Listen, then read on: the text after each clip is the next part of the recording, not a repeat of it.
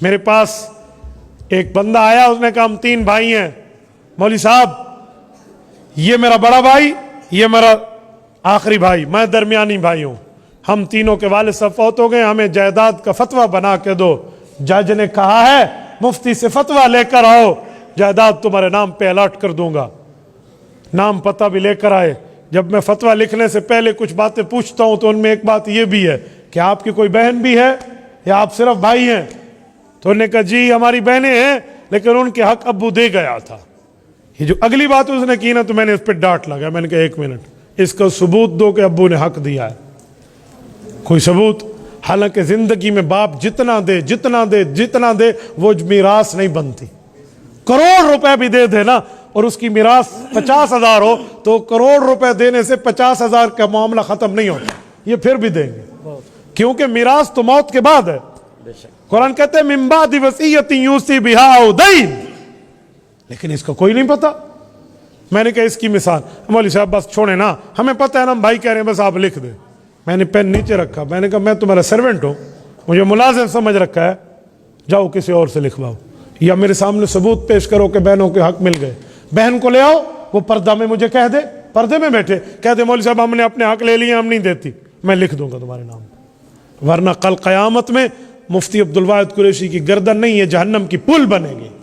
میری گردن میں پاور نہیں ہے کہ میں بطور سریا اور بطور کنکریٹ کے اپنی گردن جہنم کی پل بنواؤں اور تم پاؤں رکھ کے اوپر سے گزر جاؤ, یہ میرے لیے نہیں ہے. مرتے کیا نہ کرتے. اب مولوی جب ایک بات پہ ڈٹ جائے نا تو پھر آخر لے کر آ گئے. ان کی بھی 3 بہنیں تھیں, بہنوں کو لے کر آئے.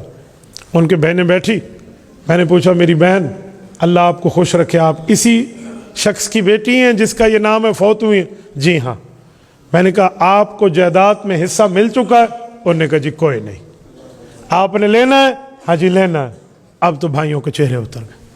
بھائی مجھے کہتے ہیں مفتی صاحب ان کو ہمارے بہنوئیوں نے سکھایا ہے, وہ جو ہمارے بہنوئی ہیں نا وہ ان کو سکھاتے رہتے اپنا حصہ لو حصہ لو. یہ بیچاری لیتی نہیں تھی لیکن یہ حصہ لینا چاہ رہی ہیں. میں نے کہا آپ کے بہنوئی کا تو پھر آپ پر بڑا احسان ہے کہ تمہیں جہنم کے عذاب سے بچا رہا ہے, اسی لیے اپنی بیویوں کو سمجھا رہا ہے. اب تو ان کے الٹے پاؤں چلے گئے. یار ایک بات میں تمہیں کرتا ہوں, بھائی شہباز بیٹھے ہیں, ان کو میں کہوں بھائی نماز تو پڑھ لو, نماز کا ٹائم رہتا ہے. انہوں نے کہا جی استاد جی شکریہ جزاک اللہ, نماز پڑھ لی. تو میں نے اس پر احسان کیا, اس کے ساتھ بھلائی کی یا اس کے ساتھ برائی کی ہے؟ تو بھائی اگر بہنوئی بیوی کو کہہ رہا ہے کہ اپنا حصہ لے لے, تم کھا رہے ہو, اس نے تیرے ساتھ اچھائی کی ہے کہ تم جہنم نہ جاؤ. تصویر کا دوسرا رخ بھی تو ہوتا ہے نا, پھر تیسرا چوتھا رخ بھی ہوتا ہے, ابھی دوسرا رخ بتا رہا ہوں. تو اب تو معاملہ ڈماڈول ہوا نا. تو وہ کہنے لگا مفتی صاحب ایک بات ہم کہیں. میں نے کہا جی کہو. کہتے ان کی شادی پہ ابو نے 3 لاکھ کا جہیز ان کو دیا تھا. پرانی شادی ہوئی تھی, اس زمانے میں 3 لاکھ بڑی بات ہوتی تھی. 3 لاکھ کا جہیز دیا تھا. تو میں نے بہنوں سے کہا لیا تھا؟ انہوں نے کہا جی دیا تھا. میں سمجھ گیا, ان میں ایک بہن عالمہ بھی تھی, اس نے ایک لفظ بولا میں سمجھ گیا. انہوں نے کہا مفتی صاحب جہیز میراث میں کنورٹ ہو سکتا ہے؟ مجھے سمجھ آ گیا کہ وہ مولوی آنی گالتے ٹھیک کی تھی ہے نا. تو میں نے ان کے بھائی کو کہا کہ آپ بھی شادی شدہ ہیں؟ جی ہاں. میں نے کہا آپ کے ابو نے کوئی آپ پہ بھی خرچہ کیا تھا؟ تو بہنیں بول اٹھی, انہوں نے کہا جی ہاں ابو نے سب سے زیادہ خرچہ ان بھائیوں کی شادی پہ کیا تھا, ان پر تو 5 لاکھ لگے, ہم پہ تو 3 لگے. میں نے کہا بہن بھائیوں دونوں میری بات سنو, ابو تمہارے اوپر بھی خرچہ کر گئے, ان پر بھی خرچہ کر گئے. اگر خرچہ کرنے سے میراث جاتی ہے تو تم دونوں کے حصے گئے, یہ میراث مدرسے میں جمع کرا دو, مولویوں نے دے دو. اب تو سمجھ آ گئی نا. تو میں نے کہا بھائی حق دونوں کا بنتا ہے, میں فتویٰ دونوں کا لکھوں گا, اکیلا نہیں لکھتا. تو میرے دوستو آج یہ حال ہے. حدیث پاک ہے صحیح بخاری میں, اللہ کے رسول نے فرمایا من اخذ شبرا من الارض بغیر حق یطوق اللہ یوم القیامت 7 ارضین. کہے لوگو اگر تم نے ایک بالشت زمین, ایک بالشت کو پنجابی میں کیا کہتے ہیں؟ گٹھ. ٹھیک ہے, یہ ایک گٹھ زمین جو 9 انچ بنتا ہے, یہ 1 فٹ بھی نہیں بنتا, میرے خیال میں 9 انچ ہی بنتا ہے, 3 اگر ملا لیں تو. ان 9 انچ زمین تم نے کسی کی ہتھیا لی, تمہارا حق نہیں بنتا تھا اور تم نے دبا لی یہ زمین, تو اللہ 7 زمینوں کو توق بنا کر قیامت میں گلے میں ڈال دے گا. تو اندازہ لگاؤ اس طرح حقوق کھائے ہوئے ہیں لوگوں نے. تو بھائی اسی لیے اللہ کے لیے اگر کسی نے حق دینا ہے تو وہ آج سے دینا شروع کر دے. کل قیامت میں یہ نیکی دینا بہت مہنگا ہوگا. آج دے لو, آج بہت سستی ہے, آج دے لو, کچھ نہیں ہوتا. اور کچھ وہ ہیں جو بہن حصہ مانگ لے, اللہ معاف اللہ معاف, یہ حال ہوتا ہے, مرجی اس کے ساتھ ختم کر دیتے. اتنی حصہ مانگ دی ہے تو بھائی اس کو اللہ رسول نے حق دیا ہے, وہ نہیں مانگے گی. کبھی تو نے حق چھوڑا ہے بہن کے حق میں؟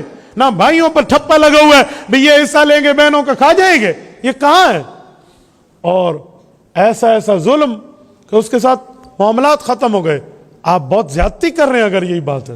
دونوں کے حق ہیں, دونوں ایک ماں باپ کی اولاد ہیں, آپ کو دینا ہوگا. اور یہ نہیں ہے کہ بھائی, اچھا پھر ایک مسئلہ اور ہے, پتہ وہ کیا ہے؟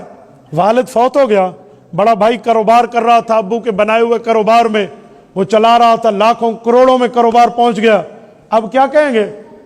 جب ابو فوت ہوا تھا نا تو اس وقت 10 لاکھ کا اماؤنٹ تھا, آج تو 2 کروڑ ہے, لہذا اس 10 لاکھ میں جو بہنوں کا حصہ بنتا ہے دے دو. اے خدا کے بندے, اگر ایک فرق تو نے کر لیا ہوتا تو یہ بات ٹھیک تھی, وہ فرق تم نے نہیں کیا. وہ فرق کیا تھا؟ جب ابو فوت ہوا فوراً حصے ممتاز کر دیتے, تیرا اتنا حصہ, تیرا اتنا, تیرا اتنا, تیرا اتنا. اس کے باوجود, اس کے بعد اگر کوئی اپنا حصہ تمہارے ساتھ کاروبار میں رکھتا تو تمہارا پارٹنر ہوتا, نہ رکھتا تو لے لیتا. اب جب سب کے مشترکہ حصے رہے, تم نے علیحدہ علیحدہ نہیں کیے, ان کو حصے نہیں دیے, اور وہ 10 لاکھ کا کاروبار آج 2 کروڑ کا ہو گیا ہے, تو بہن بھائی سارے, جس نے محنت کی یا جو گھر بیٹھا رہا, سارے اس 2 کروڑ میں شریک ہیں. یہ نہیں کہہ سکتے تم کہ میں محنت کر رہا تھا اور وہ گھر بیٹھا تھا. پہلے دن تو اس کو تقسیم کر لیتا نا, تو نے کیوں نہیں کیا؟ اس وقت اتنی محبت ہوتی ہے کہ ابھی تو ہمارے باپ کی قبر کی مٹی خشک نہیں ہوئی اور تم کہتے ہو ہم حصے جدا کر لیں, اور 2 سال بعد ایسی لڑائیاں پڑ جاتی ہیں, کہتے ہیں میں اس کی بوتھی بھی نہیں دیکھنی, میں نے اس کی شکل بھی نہیں دیکھنی. اب وہ محبتیں کہاں گئی؟ بھائی اسلام کا حق ہے, پہلے ہی آپ کر لیتے.